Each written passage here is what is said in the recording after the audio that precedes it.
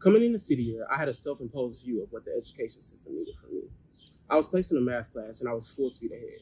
Fractions, decimals, inequalities. I love math, so you can give it all to me. I knew that if I could share my love of math with the students, then it was smooth sailing ahead. I got into my classes and I was immediately shown that the perception and reality were vastly different. I assumed that I was needed in large capacity to be a tutor to my students, but I was allowed to be so much more. In my first year, I struggled finding where I fit in and how I could best help my students. I helped with math, but I knew that there was so much more needed of me. This is something that was felt amongst the rest of my team as well. I have been blessed to work with older students, and a lot of times these students couldn't even focus on the work in front of them because of what was going on outside of school. How can they? We tell them to check their emotions at the door and come into school ready to work, but that's not fair to them at all. These students needed more than a tutor. They needed a friend, a mentor, a role model, and most of all, they needed someone to listen.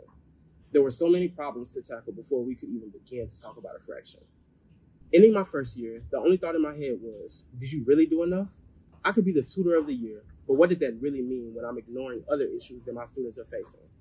I started to notice that a lot of the problems for my students started from them not being able to process feelings surrounding the numerous challenges that they face as soon as they step foot off their school's campus. These thoughts helped me to figure out the mission of my second year. What good is a structured education when the students are in chaos? I wanted to take full advantage of my second year to teach my students how to attack their problems and feelings head on. I wanted to teach them to become more aware of their feelings and how they affect their actions, and how to decompress before making temporary decisions that have lasting consequences.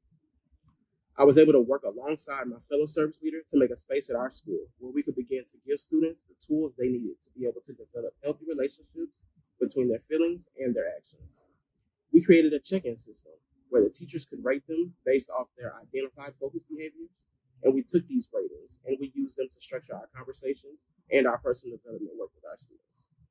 We helped them to find more productive ways to express themselves without acting out or disrupting the things happening around them.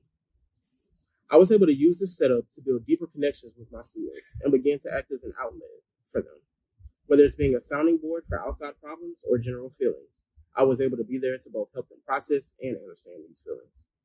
With this new understanding of themselves, they were able to be more productive students, and this will carry on into their future endeavors to help them have a better understanding of their feelings and emotions, while also having the skills to navigate these emotions in a healthy way to where it doesn't interfere with their progress. This service year was definitely a challenge for me, but the payoff was monumental. I was able to see both myself and my students grow. My purpose for the second year of my service was to leave my students with real tools to help them get closer to the greatness that they dream of, and I truly feel I accomplished that. This service year has been a time of evolution and persistence for both myself and my students. My name is Robert Gaulden. I'm 25 years old from Alexandria, Louisiana, and I'm a proud service leader serving at Glen Oaks Macon High School.